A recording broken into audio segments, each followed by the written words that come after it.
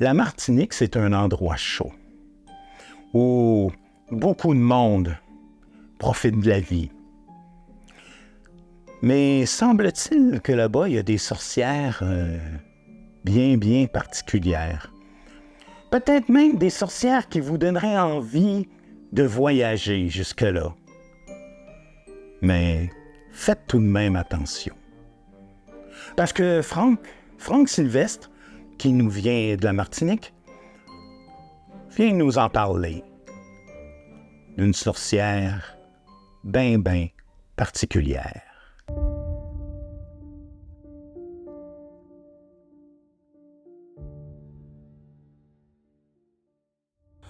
Au lit, l'histoire va commencer. Mais si vous êtes petit, elle n'est pas pour vous. Le conteur n'est pas garant de la civilité des détails croustillants. Elle n'est pas non plus faite pour les grands. En tout cas, pas pour ceux que je connais. Ceux-là ont oublié. Au début, il y avait un enfant. Je ne sais pas son nom. Alors ce sera le petit garçon. La guerre est finie depuis peu. La guerre de 39. Un quartier, une rue, violentée, fracassée comme toutes les autres, puis reconstruite en maison neuve, mieux alignée et plus solide. Il fallait vite effacer les traces de ces années d'horreur et d'humiliation. Après la haine, il fallait trouver la douceur pour consoler les pleurs sans larmes des enfants. Beaucoup de grands frères avaient été épinglés au mur des pelotons d'exécution. Des rues porteraient bientôt leur nom. Jacques Joly, Félix Chevrier, Valentin Feldman et beaucoup d'autres. L'été qui commence s'annonce infini. Dans une de ces maisons, l'enfant. Ses yeux étaient sirop lumineux. Il ne s'ouvrait que pour rêver et mieux imaginer le monde. Ses parents avaient construit leur maison sur le dernier terrain vacant de la rue. Elle cachait une maisonnette qui avait survécu par miracle au bombardement. Pas une égratignure alors que toutes les maisons autour avaient été broyées. La ville avait hébergé un important quartier général de l'armée ennemie. Voilà pourquoi ce cocktail d'obus avait fondu du ciel. Rien n'avait échappé à leur folie. Ni l'église, ni la mairie, ni même le château de la comtesse. Pauvre elle. Elle qui avait assuré l'entretien de son précieux patrimoine malgré la déchéance financière de sa lignée. L'école aussi avait été volatilisée. Quant au cimetière, les pauvres bougres qui sauvaillaient là ont passé un mauvais quart d'heure. Certains résidents furent assassinés une deuxième fois. Et d'autres attendent les soirs de grand vent pour pousser leurs gémissements en quête d'une nouvelle dernière demeure. Rien n'échappa à la folie patriotique des avions, sauf cette petite maison. Accoudé à la fenêtre de sa chambre inondée de soleil, le petit observe la maison. Il était fasciné par son allure. La toiture s'affaissait par endroits et ondulait comme une chevelure. Les deux fenêtres, jadis symétriques, évoquaient les yeux d'un personnage endormi. Il revenait au monde quand la vieille dame pénétrait dans la maison par la porte aux planches grossières qui s'ouvrait d'elle-même à son approche. La silhouette courbée de la vieille femme apparaissait derrière une fenêtre, et puis l'autre. Alors la maison s'endormait, pendant qu'un frémissement parcourait chacune de ses pierres. Elle respirait. Les murs de côté se gonflaient comme des côtes poussées par un poumon.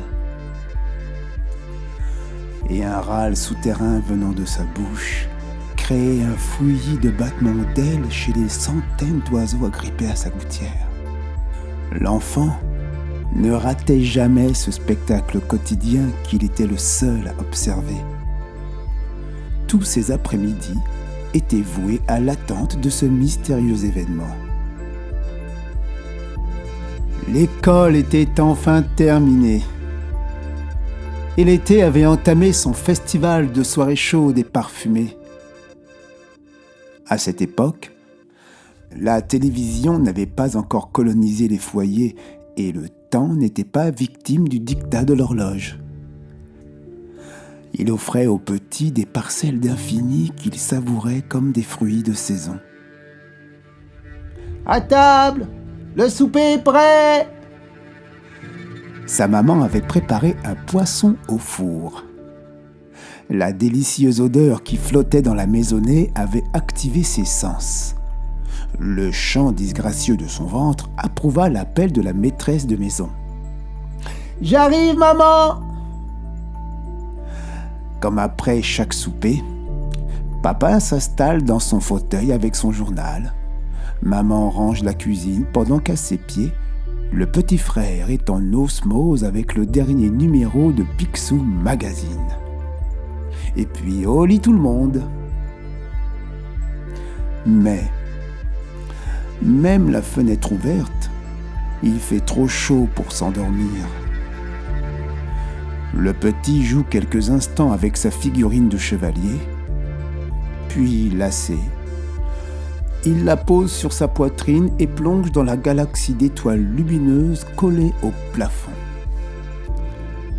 Compter les étoiles, ça fait changement des moutons, mais c'est tout aussi inefficace. La vibration sourde de la maison arrive jusqu'à son lit. Elle est si forte qu'elle fait trembler le cadre de Lucky Luke sur le mur. La maison l'appelle. Tiens, elle ne dort pas.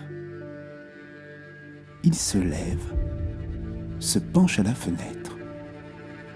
La maison respire. Ses fenêtres sont luisantes comme des yeux pleins de vie qui observent le monde. Non, elle ne dort pas. La vibration sourde de la maison fait frémir les feuilles des arbres et miauler par 3 fois un chat perché sur le toit de la maison voisine. Il décide d'aller la voir et peut-être même de la toucher. Mais les expéditions secrètes et nocturnes ne sont pas simples pour un petit garçon. Il lui fallait d'abord passer l'épreuve de l'escalier de bois. Les marches grinçaient beaucoup moins que lorsque son papa les empruntait, mais dans le silence de la nuit, leur chuchotement était aussi perçant qu'une cloche d'église. Mais comme vendre des assurances c'est fatigant, son papa ne se réveille pas. Dans le jardin, les parfums de la nuit calment les angoisses du petit aventurier. Il avançait pieds nus sur la terre battue. Tiens, il a toujours son chevalier dans son poing. Les petits cailloux rendent sa démarche un peu dansante. Dans le ciel, la lune est pleine. Elle dépose sa lumière câline sur le parcours du petit garçon. À l'instant où il dépasse le cerisier, il ressent plus profondément le grondement de la maison qui fait vibrer la terre sous ses pieds. Dans la maison, la silhouette de la vieille dame se déplace toujours d'une fenêtre à l'autre. La lumière qui en émane est identique à celle de la lune. Il hésite. Son élan est victime d'un engourdissement. Il vient de dépasser l'arbre au lilas violet. Cet arbre est l'emblème qui sépare la parcelle de terrain de ses parents de celle de la vieille dame. S'il passe, il y aura double illégalité. Trop tard. L'engourdissement n'a pas suffi à arrêter son pas. L'arbre symbolique est derrière lui. Levant les yeux, il sent que la lune le regarde. Derrière la vitre, la silhouette s'immobilise. Elle lève un doigt et un tremblement plus intense fait frémir les feuilles du lilas derrière le petit garçon. À cet instant, la cheville droite du petit est saisie, enroulée, serrée dans une racine sortie de terre et qui ondule comme un serpent. Le petit lance un regard accusateur vers la maison, seul responsable selon lui de ce changement brutal du cours de son expédition. Et surprise, dans la maison, elles sont deux silhouettes. La vieille femme s'est dédoublée devant les yeux maintenant éberlués du petit. L'une demeure immobile pendant que l'autre glisse jusqu'à la porte qui s'ouvre à son approche. Le petit retient son souffle. Ça va trop vite. Pas le temps d'analyser, de choisir la meilleure attitude à adopter et même de respirer. Mince! Comment reprendre le contrôle des événements? Fallait-il mobiliser toute la force de son être pour libérer sa cheville de l'emprise végétale? Ou appeler son papa à l'aide? Pleurer, crier, implorer la lune? Ou bien attendre que la silhouette s'approche pour connaître la suite de l'histoire? Elle s'approchait. Dans la maison, son double restait figé, immobile. L'ombre filait vers lui comme un trou noir qui engloutit tout. Bouche ouverte et yeux en alerte, le petit était résigné, acceptant de payer le prix de l'insouciance qui l'a mené jusqu'ici. La voilà face à lui. L'ombre, la silhouette, la chose, habitée d'une vibration sourde et dense. Son visage, éclairé par un rayon de lune, semble abriter 1000 ans de rides. Ses yeux noirs plongent dans les pupilles effrayées du petit. Après un silence infini, elle lâche d'une voix éraillée: « Ça fait longtemps que je t'attends. Viens. » Un mouvement de tête ordonne au végétal entouré autour de la cheville de l'enfant de retourner en terre. Puis, elle tourne le dos et le petit la suit vers son étrange demeure. La porte s'ouvre. L'ancêtre glisse jusqu'à son double et s'y fond. Elle se tourne vers notre ami. Mais surprise, il n'est plus face au visage de la vieille dame qu'il vient de rencontrer dans le jardin. La peau de la femme est maintenant parfaitement lisse et ses yeux lumineux le regardent avec tendresse. Une chaise se déplace jusqu'au petit. « Assieds-toi », dit-elle gentiment. Il prend place sans s'étonner du phénomène. Après tout, il est normal que les meubles d'une maison qui respire soient vivants. Quand je sors, je suis vieille. Et quand je rentre, c'est ainsi. Depuis longtemps. Depuis toujours. Depuis le jour où... Je vais te raconter. Je devrais toujours avoir l'apparence de la femme que tu as vue dehors, car je suis vieille. Très vieille. Je suis venue au monde à l'époque où, ici même, il y avait des écuries et un forgeron. De belles montures chevauchées par des seigneurs de guerre allaient et venaient chaque jour en ces lieux.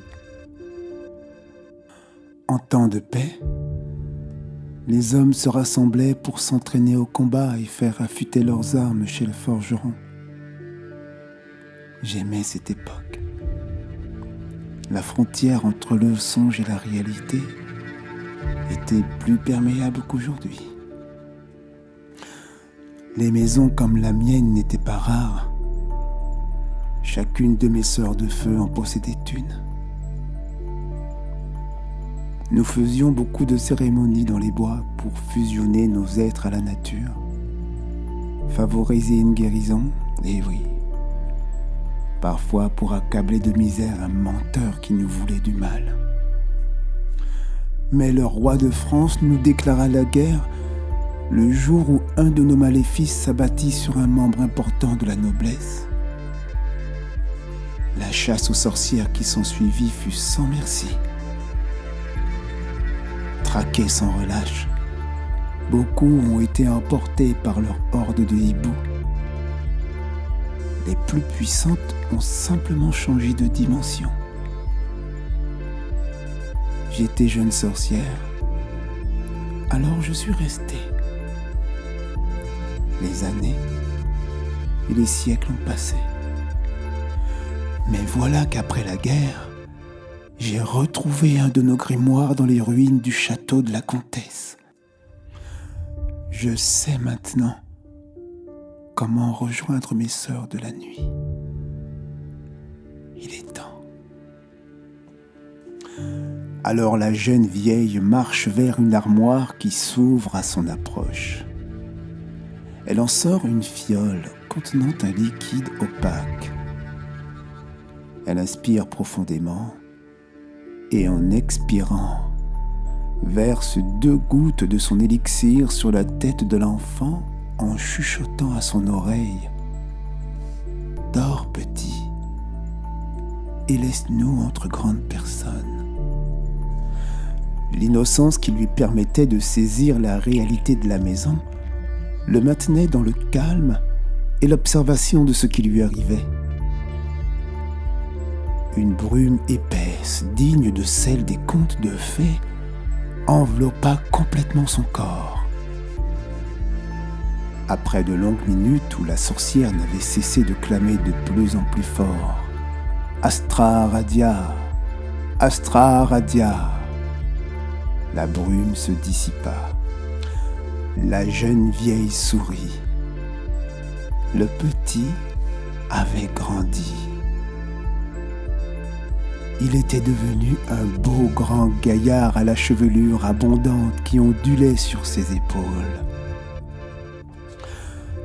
On aurait, sans se tromper, pu affirmer que les muscles de ses bras, de sa poitrine, de son ventre, de ses cuisses, avait été dessiné par la main d'un maître des beaux-arts italiens, guidé dans son geste par la bienveillance d'une déesse païenne.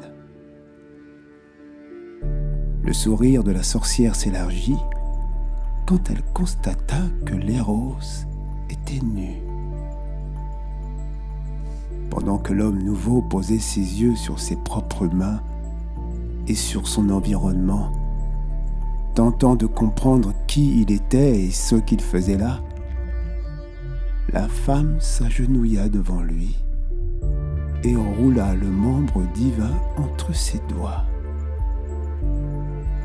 Quelle douceur! Surprise de l'homme nouveau. Se penchant vers lui, elle fit glisser le membre innocent sur ses lèvres humides avant de l'accueillir dans la profondeur de sa bouche.